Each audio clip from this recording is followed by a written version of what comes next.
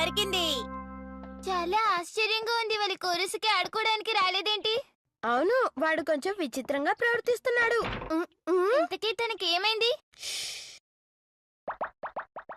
వాడేం చేస్తున్నాడో మనం దగ్గరికి వెళ్ళి చూద్దాం పదా.